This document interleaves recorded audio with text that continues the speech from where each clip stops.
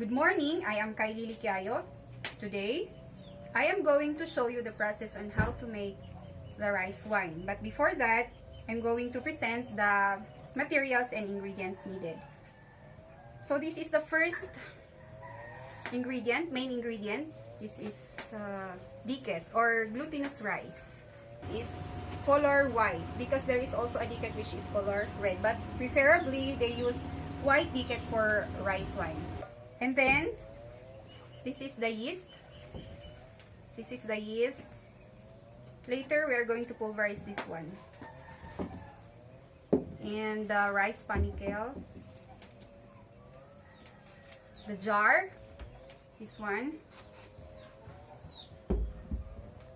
Banana leaves. Winnower, this one. And of course, we need a pot with water, where we are going to cook the glutinous rice. So the first step is, I am going to put the diket in the pot. So this is the measuring tool that I am going to use. So it is exactly 7 chupas. So we are going to put the diket in the pot.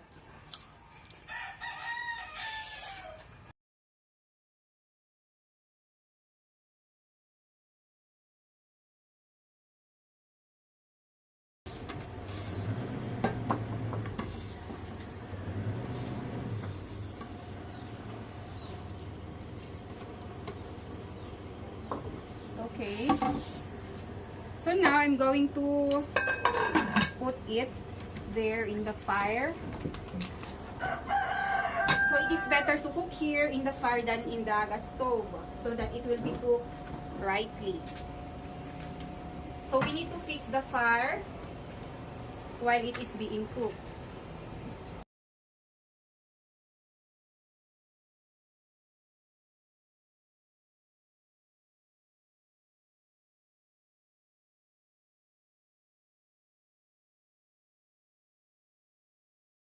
So right now, we are waiting for the glutinous rice to be cooked.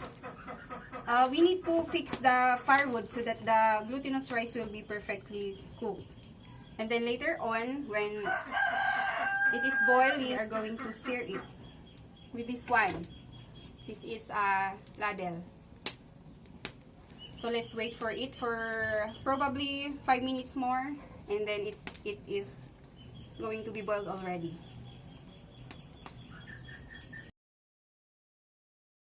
Alright, so the glutinous rice is now boiling. We are going to uncover it and stir it with this one so that it will not stick to the bottom.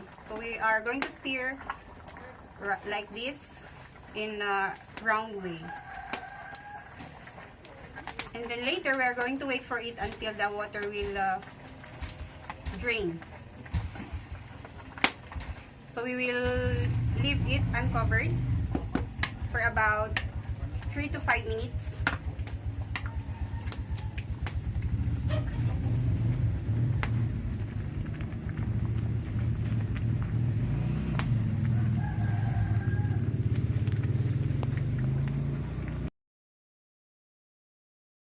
Alright, so if the water is gone, if it looks like this, we are going to stir it up for the last time. And then cover it again.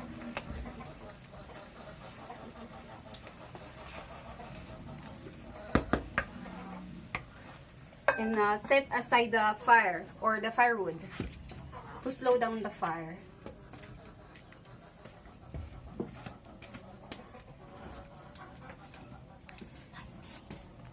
And wait for 5 minutes.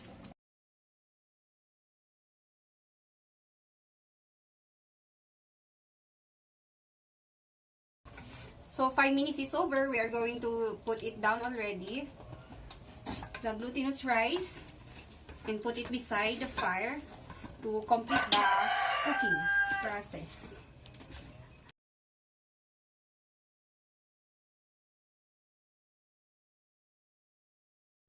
So while waiting for the glutinous rice to be completely cooked, I'm going to pulverize the yeast so that it will be prepared for later.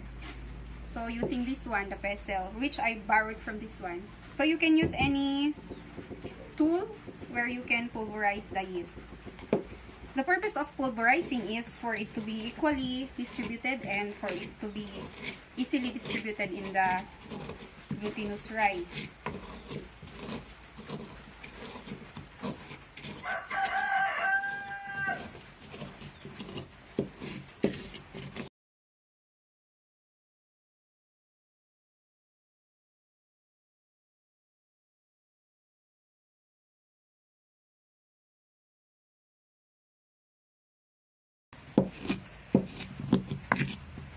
So it's now pulverized and ready for later.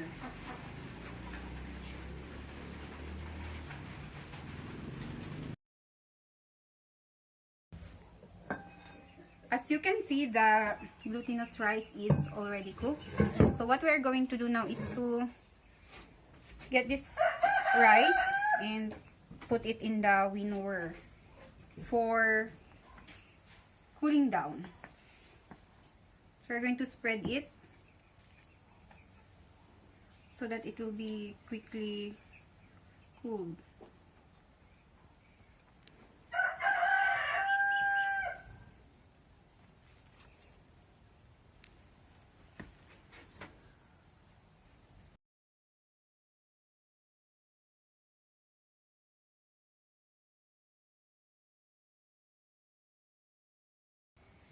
As you have noticed, I have put something here which we locally call pudong. Accordingly, the purpose of this is to shoo away unseen spirits or prevent the unseen spirits to disturb the rice wine making process. So let us wait until the glutinous rice is cooled down. So for easier cooling, we're going to stir the glutinous rice. When the top is cooled down, we're going to stir it upside down so that the bottom will also cool down.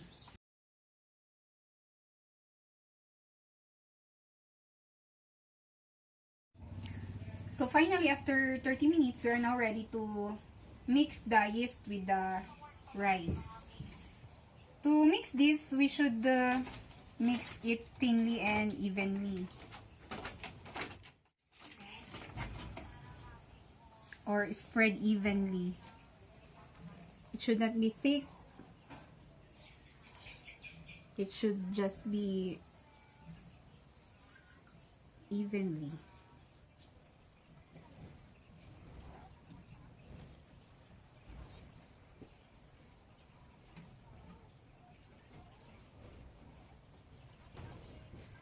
So we are now going to mix the yeast with the dicket.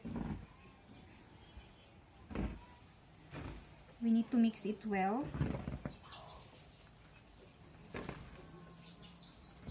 And put some again later.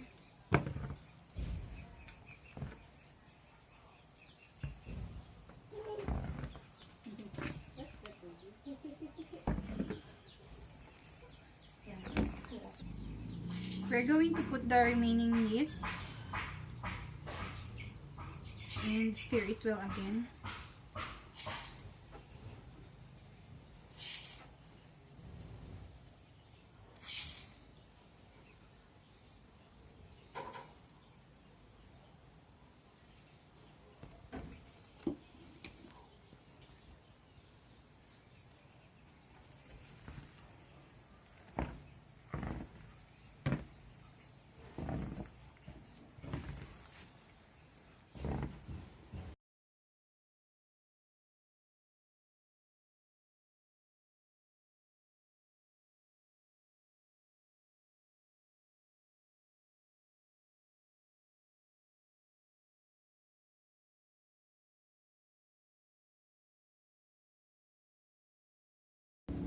So this is the purpose of the banana leaves.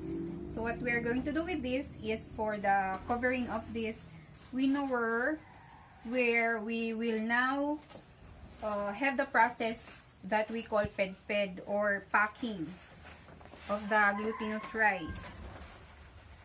So we should put it like this.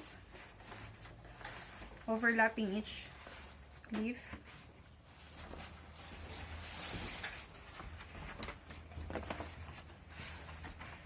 And so it is done already and ready for ped. Then the extra part here will be used for covering in this both sides like this.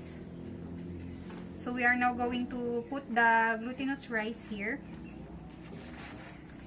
We're going to transfer.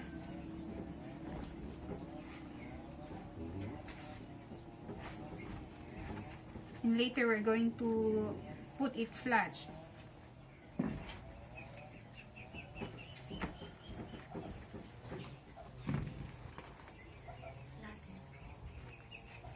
We're going to flatten it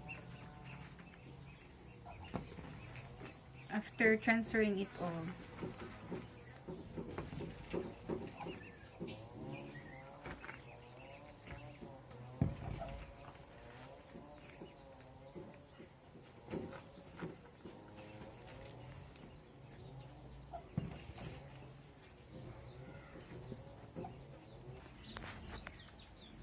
So the purpose of this panicle is to flatten the glutinous rice. But first, I wet it a little so that the rice will not stick here. So it is used like this.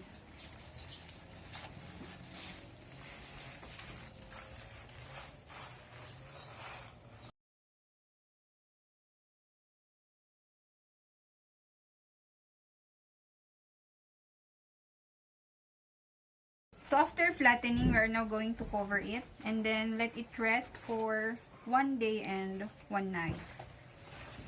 So we need to cover it well.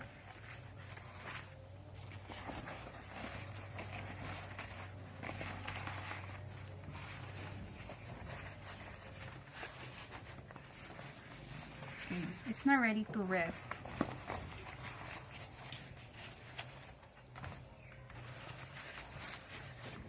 So after covering, we're now going to wait for 1 day and 1 night for it to ferment to produce the wine.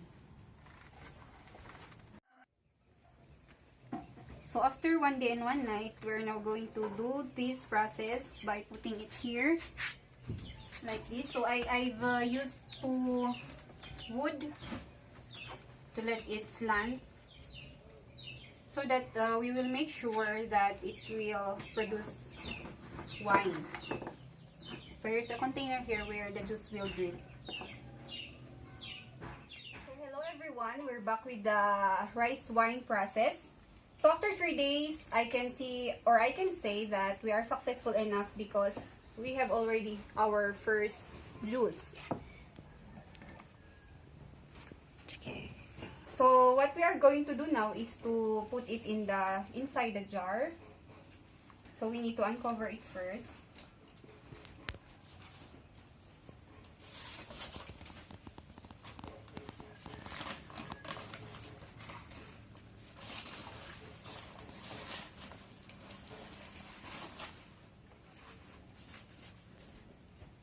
So we will do it like this. You are going to do like this, little by little, because our jar is little or small.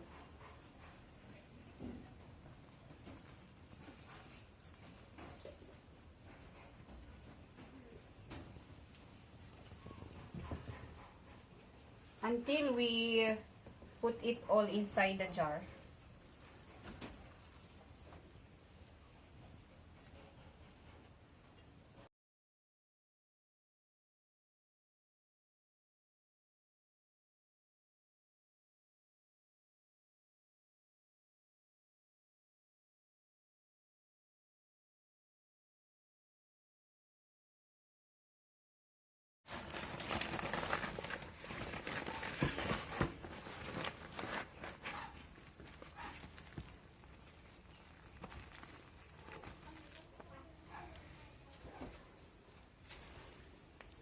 So the glutinous rice, when it's fermented, it's juicy already. So this is where the juice come from the fermented glutinous rice. And it's a little bit sticky.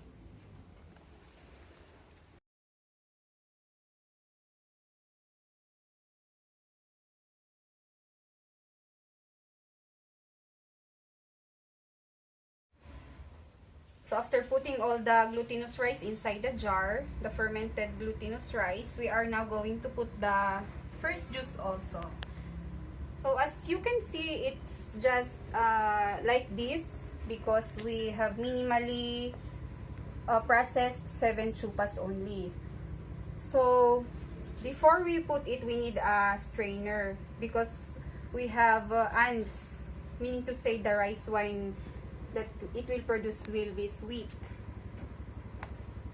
So we are going to put the strainer and then pour the first juice inside the jar.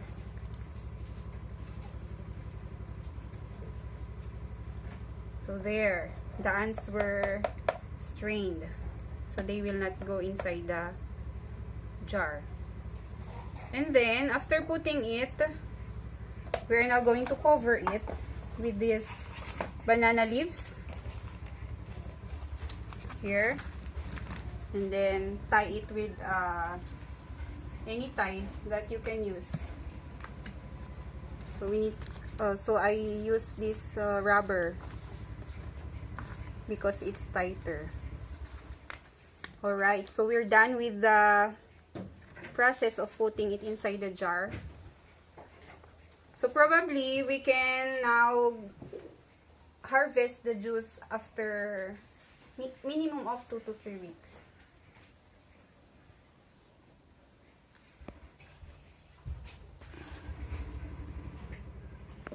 So after 2 weeks, finally we are going to extract the rice wine.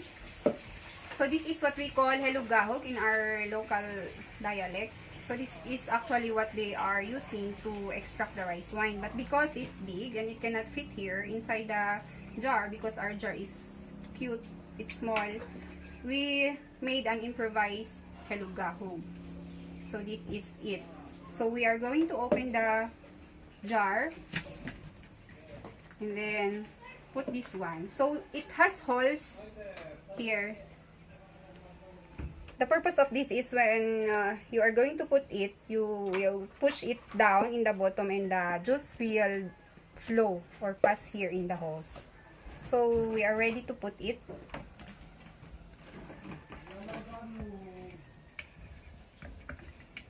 We need to push it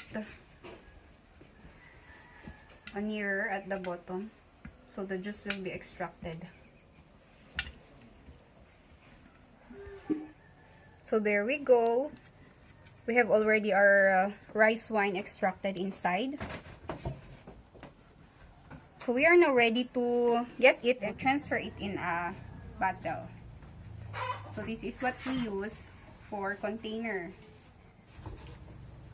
So for it to be clean, we need the funnel and the strainer. So we put it like this. And then we use this one to get the juice from the helugahog, and then strain it here so it goes down in the bottle.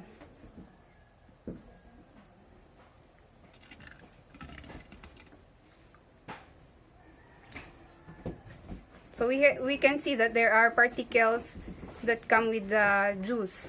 So that's the purpose of the strainer.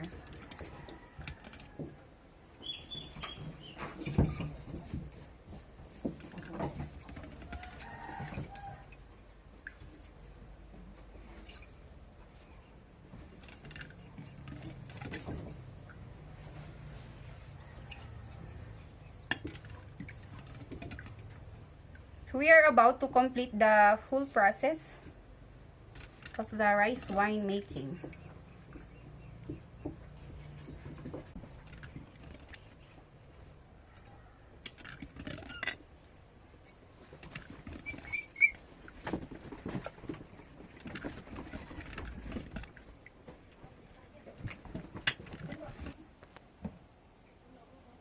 So after straining, we have produced the final product. So I have just strained 2 bottles, but it can still produce more bottles. So it's now ready for consumption. Thank you for watching.